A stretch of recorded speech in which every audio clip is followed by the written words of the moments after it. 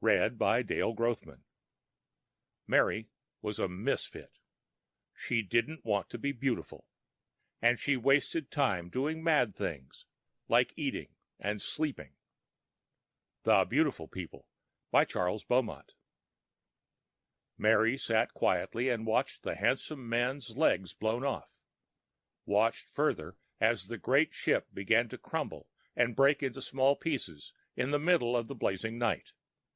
She fidgeted slightly as the men and parts of men came floating dreamily through the wreckage, out into the awful silence. And when the meteorite shower came upon the men, gouging holes through everything, tearing flesh and ripping bones, Mary closed her eyes. "Mother!" Mrs. Cuberly glanced up from her magazine. Do we have to wait much longer?" "I don't think so. Why?" Mary said nothing, but looked at the moving wall. "Oh, that!" Mrs. Cuberly laughed and shook her head. "That tired old thing? Read a magazine, Mary, like I'm doing. We've all seen that 1,000,000 times." "Does it have to be on, Mother?" "Well, nobody seems to be watching. I don't think the doctor would mind if I switched it off." Mrs. Cuberly rose from the couch and walked to the wall. She depressed a little button, and the life went from the wall, flickering and glowing. Mary opened her eyes. "Honestly," Mrs. Cuberly said to the woman sitting beside her, "you'd think they'd try to get something else. We might as well go to the museum and watch the first landing on Mars. The Majorca disaster? Really?" The woman repeated without distracting her eyes from the magazine page. "It's the doctor's idea. Psychology." Mrs. Cuberly opened her mouth and moved her head up and down knowingly. "Oh, I should have known there was some reason. Still, who watches it?" "The children do. Makes them think.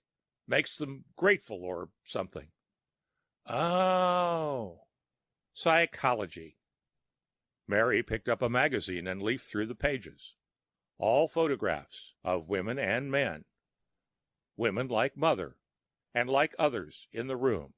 Slender, tanned, shapely, beautiful women. And men with large muscles and shiny hair.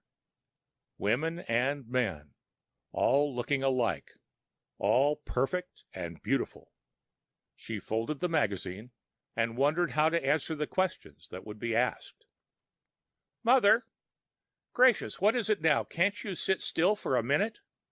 "But we've been here 3 hours." Mrs. Cuberly sniffed. Do I really have to?" "Now don't be silly, Mary. After those terrible things you told me, of course you do." An olive-skinned woman in a transparent white uniform came into the reception room. "Cuberly? Mrs. Zena Cuberly?" "Yes." "The doctor will see you now." Mrs. Cuberly took Mary by the hand, and they walked behind the nurse down a long corridor. A man who seemed in his middle-20s looked up from a desk. He smiled and gestured toward 2 adjoining chairs. "Well, well." "Dr. Horrell, The doctor snapped his fingers. "Of course, I know. Your daughter. Ha ha. I certainly do know your trouble. Get so many of them nowadays. Takes up most of my time." "You do?" asked Mrs. Cuberly. "Frankly, it had begun to upset me." "Upset?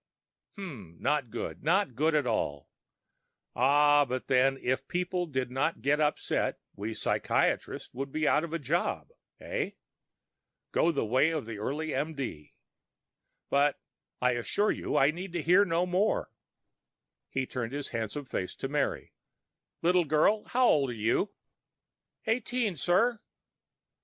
"Oh, a real bit of impatience. It's just about time, of course. What might your name be?" "Mary." "Charming, and so unusual. Well now, Mary, may I say that I understand your problem? Understand it thoroughly?" Mrs. Cuberly smiled and smoothed the sequins on her blouse. "Madam, you have no idea how many there are these days. Sometimes it preys on their minds so that it affects them physically, even mentally, makes them act strange, say peculiar, unexpected things. One little girl I recall was so distracted she did nothing but brood all day long. Can you imagine? That's what Mary does. When she finally told me, Doctor, I thought she had gone, you know. That bad, eh? Afraid we'll have to start a re-education program very soon, or they'll all be like this. I believe I'll suggest it to the senator day after tomorrow. I don't quite understand, Doctor. Simply, Mrs. Cuberly, that the children have got to be thoroughly instructed. Thoroughly. Too much is taken for granted, and childish minds somehow refuse to accept things without definite reason. Children have become far too intellectual, which, as I trust I needn't remind you, is a dangerous thing. Yes, but what has this to do with Mary? Everything, of course. Mary, like half the 16, 17, and 18-year-olds today, has begun to feel acutely self-conscious. She feels that her body has developed sufficiently for the transformation, which of course it has not quite yet. And she cannot understand the complex reasons that compel her to wait until some future date. Mary looks at you, at the women all about her, at the pictures, and then she looks into a mirror. From pure perfection of body, face, limbs, pigmentation, carriage, stance, from Simon pure perfection, if I may be allowed the expression, she sees herself and is horrified. Isn't that so, my dear child? Of course, of course. She asks herself, why must I be hideous, unbalanced, oversized, undersized, full of revolting skin eruptions, badly schemed organically? In short, Mary is tired of being a monster and is overly anxious to achieve what almost everyone else has already achieved. But, said Mrs. Cuberly, this much you understand doubtless. Now, Mary, what you object to is what our society offers you, and the others like you. No convincing logic on the side of waiting until age 19. It is all taken for granted, and you want to know why. It is that simple. A non-technical explanation will not suffice. Mercy, no. The modern child wants facts, solid technical data, to satisfy her every question. And that, as you can see, will take a good deal of reorganizing. But, said Mary, the child is upset, nervous, tense. She acts strange, peculiar, odd, worries you and makes herself ill because it is beyond our meager powers to put it across. I tell you, what we need is a whole new basis for learning. And that will take doing. It will take doing, Mrs. Cuberly. Now, don't you worry about Mary. And don't you worry, child. I'll prescribe some pills and... No, no, doctor, you're all mixed up, cried Mrs. Cuberly. I beg your pardon, madam. What I mean is, you've got it wrong. Tell him, Mary. Tell the doctor what you told me. Mary shifted uneasily in the chair. It's that I don't want it. The doctor's well-proportioned jaw dropped. Would you please repeat that? I said, I don't want the transformation. Don't want it? You see, she told me. That's why I came to you. The doctor looked at Mary suspiciously. But that's impossible. I've never heard of such a thing. Little girl, are you playing a joke? Mary nodded negatively. See, doctor, what can it be? Mrs. Cuberly rose and began to pace. The doctor clucked his tongue and took from a small cupboard a black box covered with buttons and dials and wires. Oh, no, you don't think... I mean, could it? We shall soon see. The doctor revolved a number of dials and studied a single bulb at the center of the box. It did not flicker. He removed handles from Mary's head. Dear me, the doctor said. Dear me. Your daughter is perfectly sane, Mrs. Cuberly. Well, then what is it? Perhaps she is lying. We haven't completely eliminated that factor as yet. It slips into certain organisms. More tests, more machines, and more negative results. Mary pushed her foot in a circle on the floor. When the doctor put his hands on her shoulders, she looked up pleasantly. Little girl, said the handsome man, do you actually mean to tell us that you prefer that body? Yes, sir. May I ask why? I like it. It's hard to explain, but it's me, and that's what I like. Not the looks, maybe, but the me. You can look in a mirror and see yourself, then look at your mother, and be content? Yes, sir. Mary thought of her reasons, fuzzy, vague, but very definitely there. Maybe she had said the reasons. No, only a part of it. Mrs. Cuberly, the doctor said, I suggest that your husband have a long talk with Mary. My husband is dead. That affair near Ganymede, I believe. Something like that. Oh, splendid. Rocket man, eh?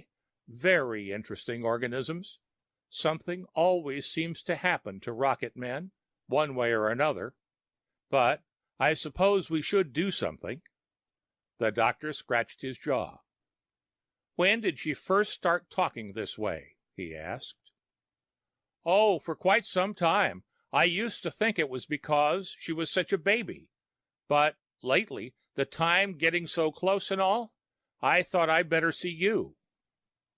Of course, very, very wise. Does she also do odd things? Well, I found her on the second level one night. She was lying on the floor, and when I asked her what she was doing, she said she was trying to sleep. Mary flinched. She was sorry, in a way, that Mother had found that out. Did you say sleep? That's right. Now, where could she have picked that up? No idea. Mary, don't you know that nobody sleeps anymore? That we have an infinitely greater lifespan than our poor ancestors, now that the wasteful state of unconsciousness has been conquered? Child, have you actually slept? No one knows how anymore. No, sir, but I almost did. The doctor sighed. But it's unheard of. How could you begin to try to do something people have forgotten entirely about? The way it was described in the book. It sounded nice, that's all. Mary was feeling very uncomfortable now.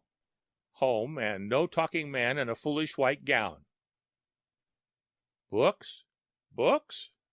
There are books in your unit, madam? There could be. I haven't cleaned up in a while. That is certainly peculiar. I haven't seen a book for years. Not since 17. Mary began to fidget and stare nervously about. But with the tapes, why should you try to read books? Where do you get them? Daddy did. He got them from his father, and so did Grandpa. He says they're better than tapes, and he was right. Mrs. Cuberly flushed. My husband was a little strange, Dr. Horrell. He kept those things despite everything I said. Dear me, excuse me. The muscular, black-haired doctor walked to another cabinet and selected from a shelf a bottle. From the bottle, he took 2 large pills and swallowed them. Sleep? Books? Doesn't want the transformation? Mrs. Cuberly, my dear good woman, this is grave. Doesn't want the transformation? I would appreciate it if you would change psychiatrists. I am very busy and, this is somewhat specialized. I suggest Central Dome. Many fine doctors there. Goodbye. The doctor turned and sat down in a large chair and folded his hands. Mary watched him and wondered why the simple statements should have so changed things. But the doctor did not move from the chair. "Well," said Mrs. Cuberly, and walked quickly from the room. The man's legs were being blown off again as they left the reception room. Mary considered the reflection in the mirrored wall. She sat on the floor and looked at different angles of herself: profile, full face, full length, naked, clothed. Then she took up the magazine and studied it. She sighed. "Mirror, mirror on the wall." The words came haltingly to her mind and from her lips. She hadn't read them, she recalled. Daddy had said them, quoted them, as he put it. But they too were lines from a book.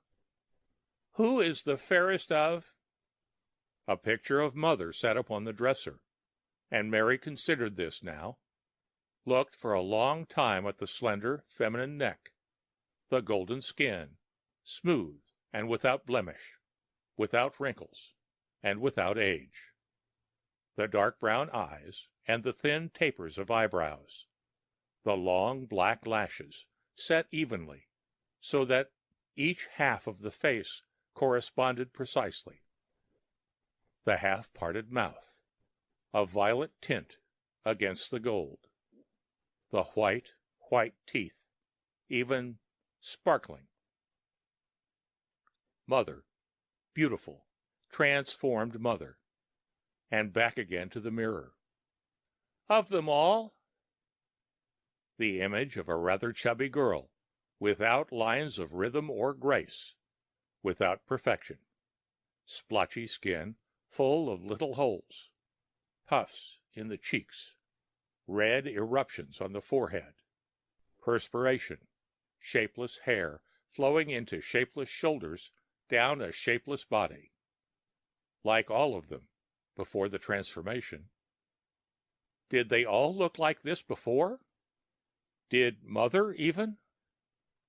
Mary thought hard, trying to remember exactly what Daddy and Grandpa had said, why they said the transformation was a bad thing, and why she believed and agreed with them so strongly. It made little sense, but they were right. They were right. And one day she would understand completely. Mrs. Cuberly slammed the door angrily, and Mary jumped to her feet. She hadn't forgotten about it. "The way you upset Dr. Horrell, he won't even see me anymore, and these traumas are getting horrible. I'll have to get that awful Dr. Wagner. Sorry." Mrs. Cuberly sat on the couch and crossed her legs carefully. "What in the world are you doing on the floor?" "Trying to sleep.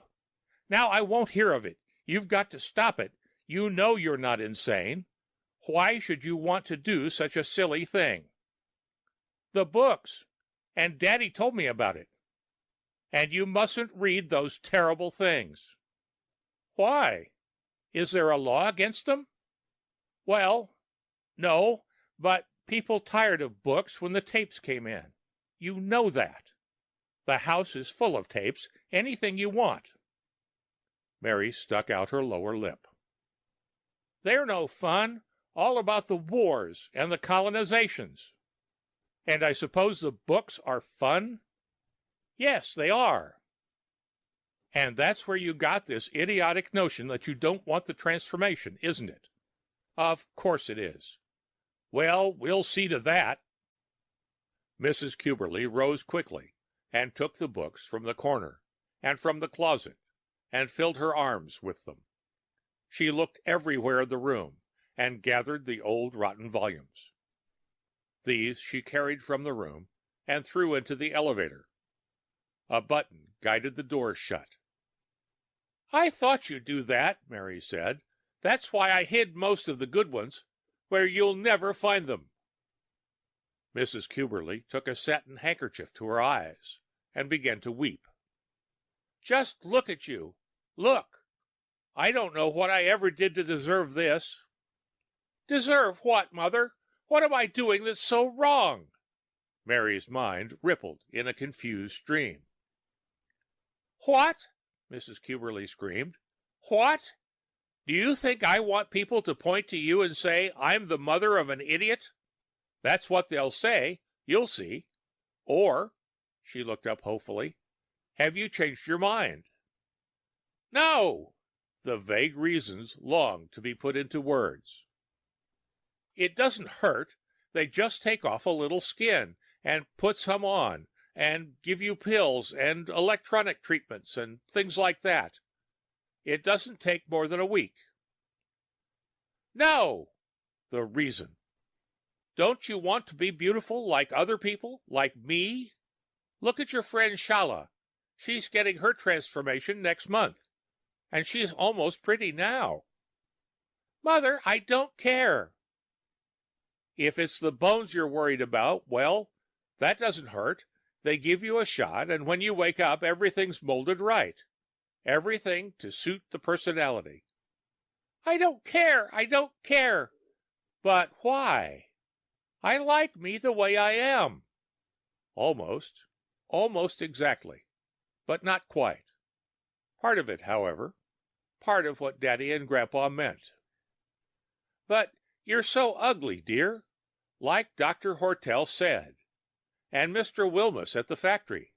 He told some people he thought you were the ugliest girl he'd ever seen. Says he'll be thankful when you have your transformation. And what if he hears about all of this? What will happen then?" "Daddy said I was beautiful." "Well, really, dear, do you have eyes?" "Daddy said that real beauty is only skin deep. He said a lot of things like that, and when I read them in the books, I felt the same way. I guess I don't want to look like everybody else, that's all. No, that's not it. Not it at all." "The man had too much to do with you. You'll notice that he had his transformation, though." "But he was sorry. He told me that if he had to do it over again, he'd never do it. He said for me to be stronger than he was." "Well, I won't have it. You're not going to get away with this, young lady. After all, I'm your mother." A bulb flickered in the bathroom, and Mrs. Cuberly walked uncertainly to the cabinet. She took out a little cardboard box. "Time for lunch." Mary nodded. That was another thing the books talked about, which the tapes did not. Lunch seemed to be something special long ago, or at least different. The books talked of strange ways of putting a load of things into the mouth and chewing these things, enjoying them. Strange and somehow wonderful. "And you'd better get ready for work." "Yes, Mother." The office was quiet and without shadows. The walls gave off a steady luminescence, distributed the light evenly upon all the desks and tables, and it was neither hot nor cold. Mary held a ruler firmly and allowed the pen to travel down the metal edge effortlessly. The new black lines were small and accurate. She tipped her head, compared the notes beside her to the plan she was working on. She noticed the beautiful people looking at her more furtively than before, and she wondered about this as she made her lines. A tall man rose from his desk at the rear of the office and walked down the aisle to Mary's table. He surveyed her work, allowing his eyes to travel cautiously from her face to the draft. Mary looked around. "Nice job," said the man. "Thank you, Mr. Wilmus." Graylick shouldn't have anything to complain about. That crane should hold the whole damn city. "It's a very good alloy, sir." "Yeah. Say, kid, you got a minute?" "Yes, sir." "Let's go to Mullinson's office." The big, handsome man led the way into a small cubbyhole of a room. He motioned to a chair and sat on the edge of one desk. Kid, I have never been one to beat around the bush. Somebody called in a while ago, gave me some crazy story about you not wanting the transformation. Mary said, "Oh." Daddy had said it would have to happen someday. This must be what he meant. I would have told them they were way off the beam, but I wanted to talk to you first. Get it straight. Well, sir, it's true. I don't. I want to stay this way. The man looked at Mary and then coughed embarrassedly. What the hell? Excuse me, kid, but I don't exactly get it. You saw the psychiatrist? Yes, sir. I'm not insane. Dr. Hortel can tell you. I didn't mean anything like that. Well, the man laughed nervously. I don't know what to say. You're still a cub, but you do swell work. Lot of good results. Lots of comments from the stations. But Mr. Poole won't like it. I know what you mean, Mr. Wilmus. But nothing can change my mind. I want to stay this way, and that's all there is to it. But you'll get old before you're half through life. Yes, she would. Old, like the elders, wrinkled and brittle, unable to move right. Old. It's hard to make you understand, but I don't see why it should make any difference. Don't be getting me wrong now. It's not me, but, I don't own Interplanetary. I just work here. Mr. Poole likes to have things running smooth, and it's my job to carry it out. And as soon as everybody finds out, things won't run smooth. There'll be a big stink. The dames will start asking questions and talk. Will you accept my resignation then, Mr. Wilmus? Sure you won't change your mind? No, sir. I decided that a long time ago. I'm sorry now that I told Mother or anyone else. No, sir, I won't change my mind. Well, I'm sorry, Mary. You've been doing awful swell work. Couple of years you could be centraled on one of the asteroids, the way you've been working. But if you should change your mind, there'll always be a job for you here. Thank you, sir. No hard feelings? No hard feelings. Okay, then. You've got till March. And between you and me, I hope by then you've decided the other way. Mary walked back down the aisle, past the rows of desks, past the men and women, the handsome, model men, and the beautiful, perfect women. Perfect, all looking alike, looking exactly alike. She sat down again and took up her ruler and pen.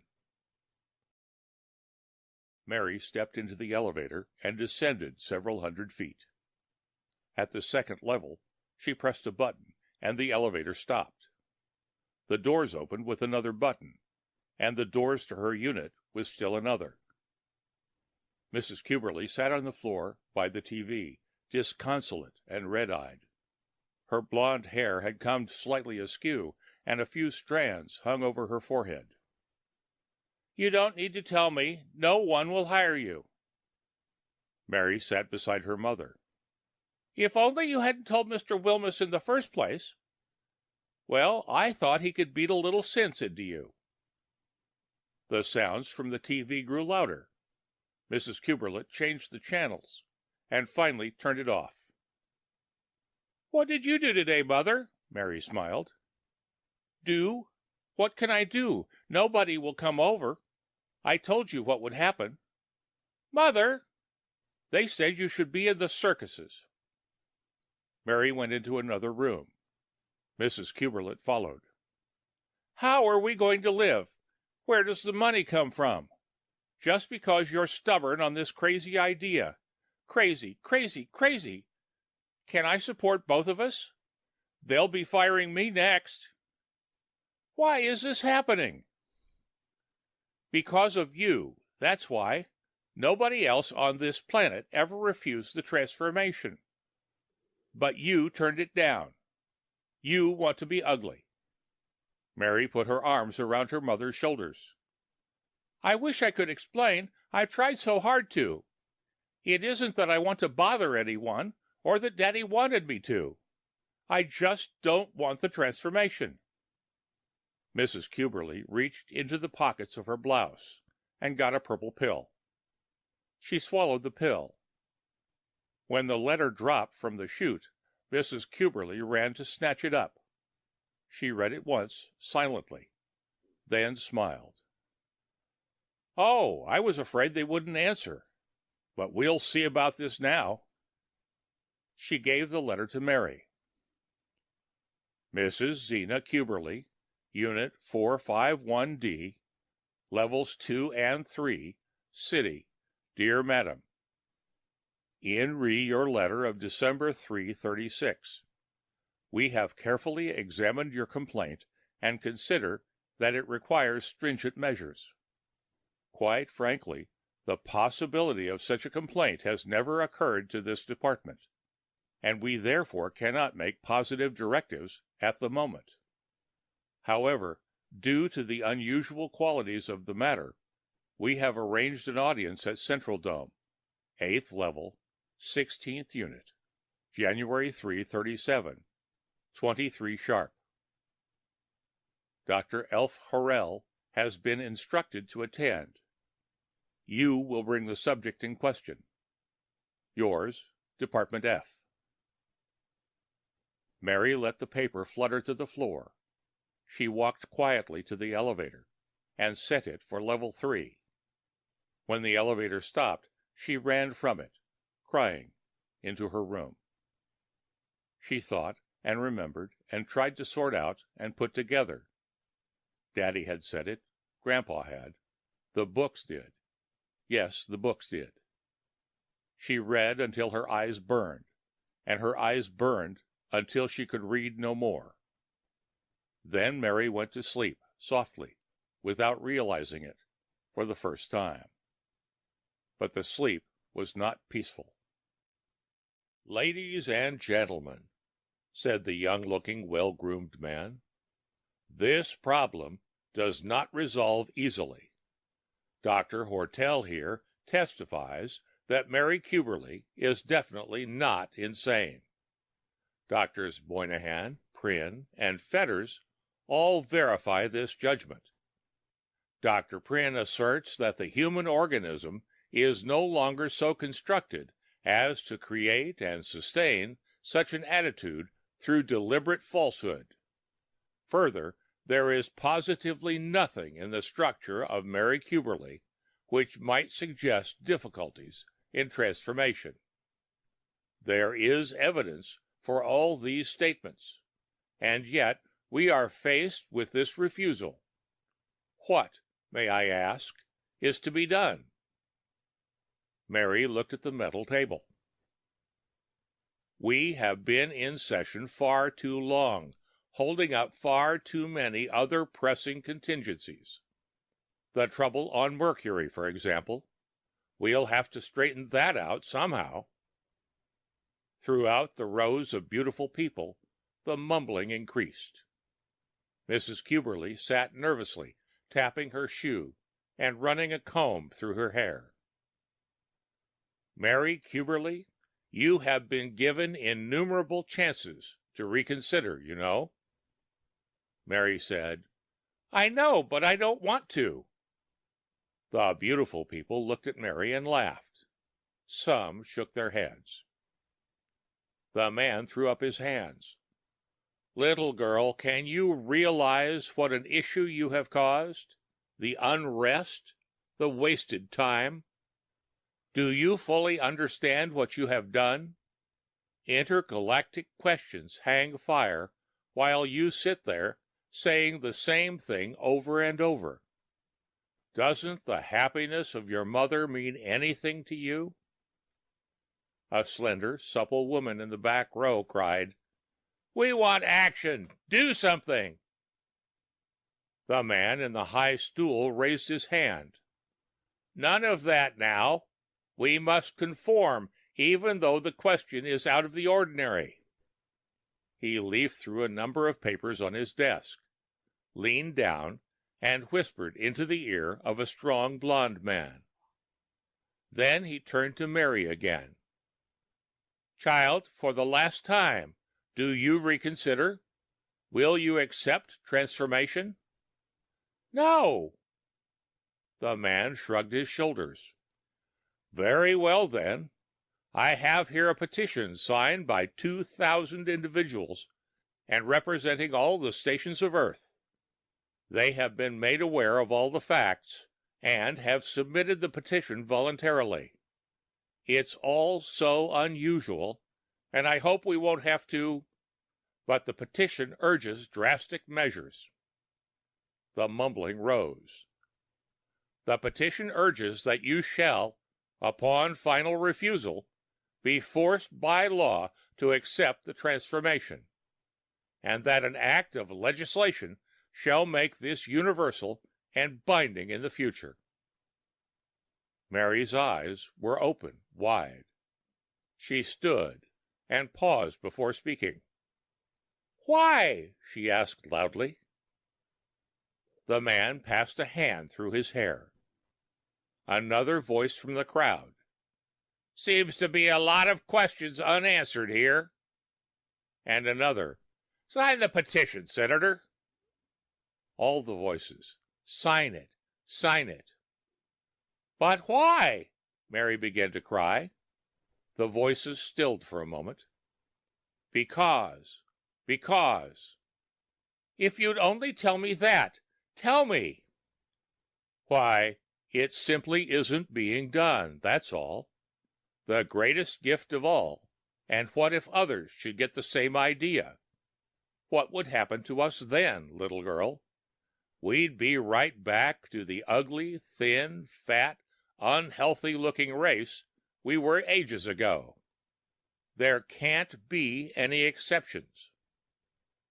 Maybe they didn't consider themselves so ugly. The mumbling began anew. That isn't the point, cried the man. You must conform. And the voices cried, yes, loudly, until the man took up a pen and signed the papers on his desk. Cheers, applause, shouts. Mrs. Cuberly patted Mary on the top of her head. There now, she said happily. Everything will be all right. You'll see, Mary. The transformation parlor covered the entire level, sprawling with its departments. It was always filled, and there was nothing to sign, and no money to pay, and people were always waiting in line. But today the people stood aside, and there were still more looking in through the doors. TV cameras placed throughout the tape machines in every corner.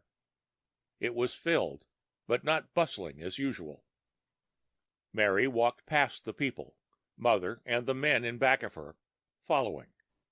She looked at the people. The people were beautiful, perfect, without a single flaw. All the beautiful people, all the ugly people staring out from bodies that were not theirs, walking on legs that had been made for them, laughing with manufactured voices, gesturing with shaped and fashioned arms. Mary walked slowly, despite the prodding. In her eyes, was a mounting confusion, a wide wonderment. The reason was becoming less vague. The fuzzed edges were falling away now. Through all the horrible months and all the horrible moments, the edges fell away. Now it was almost clear. She looked down at her own body, then at the walls which reflected it. Flesh of her flesh, bone of her bone, all hers, made by no one, built by herself or someone she did not know. Uneven kneecaps, making two grinning cherubs when they bent, and the old familiar rubbing together of fat, inner thighs. Fat, unshapely, unsystematic Mary. But Mary. Of course. This was what Daddy meant, and what Grandpa and the books meant. What they would know if they had read the books or heard the words. The good, reasonable words. The words that signified more, much more, than any of this. The understanding heaped up with every step. "Where are these people?" Mary asked, half to herself. "What has happened to them? And don't they miss themselves? These manufactured things?" She stopped suddenly. "Yes, that is the reason. They have all forgotten themselves." A curvaceous woman stepped forward and took Mary's hand. The woman's skin was tinted dark, chipped and sculptured bone into slender, rhythmic lines, electrically created carriage, stance, made, turned out. "All right, young lady, we will begin." They guided Mary to a large, curved leather seat. From the top of a long silver pole, a machine lowered itself. Tiny bulbs glowed to life, and cells began to click. The people stared. Slowly, a picture formed upon the screen in the machine. Bulbs directed at Mary, then redirected into the machine. Wheels turning, buttons ticking. The picture was complete. "Would you like to see it?" Mary closed her eyes tight. "It's really very nice." The woman turned to the crowd. "Oh, yes, there's a great deal to be salvaged. You'd be surprised. A great deal. We'll keep the nose, and I don't believe the elbows will have to be altered at all." Mrs. Cuberly looked at Mary and smiled. "Now, it isn't so bad as you thought, is it?" she said. The beautiful people looked. Cameras turned. Tapes wound. "You'll have to excuse us now. Only the machines allowed." Only the machines. The people filed out. Mary saw the room in the mirror. Saw things in the rooms. The faces and the bodies that had been left. The woman and the machines and the old young men standing about, adjusting, readying. Then she looked at the picture in the screen. And screamed. A woman of medium height stared back at her. A woman with a curved body and thin legs, silver hair, pompadoured, cut short, full, sensuous lips, small breasts, flat stomach, unblemished skin. A strange, strange woman no one had ever seen before. The nurse began to take Mary's clothes off. "Jeff," the woman said, "come look at this, will you? Not one so bad in years. Amazing that we can keep anything at all." A handsome man put his hands in his pockets. "Pretty bad, all right." "Be still, child. Stop making those noises. You know perfectly well nothing is going to hurt." "But what will you do with me?" "That was all explained to you." No, with me. Me." "Oh, you mean the cast-offs. The usual. I don't know exactly. Someone takes care of it." "I want me," Mary cried. "Not that." She pointed at the screen. Her chair was wheeled into the semi-dark room. She was naked now, and the men lifted her to a table. The surface was like glass, black, filmed. A big machine hung above. Straps, clamps pulling, stretching limbs apart. The screen with the picture brought in. The men and the women. More women now. Dr. Hortel was sitting in the corner, sitting with his legs crossed, shaking his head. Mary began to cry above the hum of the mechanical things. Shh! My gracious, such a racket! Just think about your job waiting for you, and all the friends you'll have, and how nice everything will be. No more trouble now. The big machine hurtling downward. "Where will I find me?" Mary screamed, "when it's all over?"